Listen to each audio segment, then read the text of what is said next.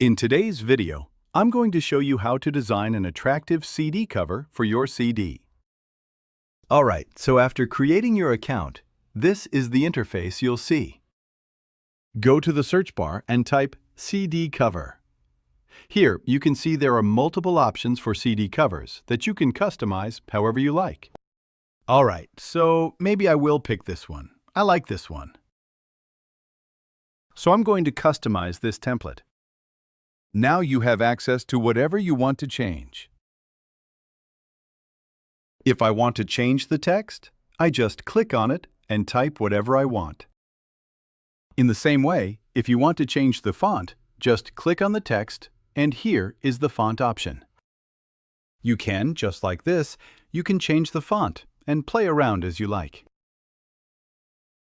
If I want to change the photo, for example, I want to replace it with my photo, just go to the Upload section. If you want to upload your own file, just go to Upload and File, then click on Select, and open your file, and it will be available here. To replace the image, just drag it to the photo you want to replace. Alright, so you can see I replaced the photo.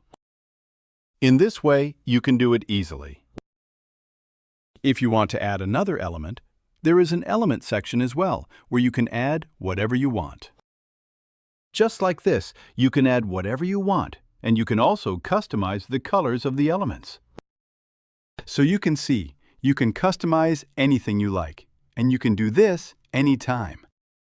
If I want to change to another template, go to the templates.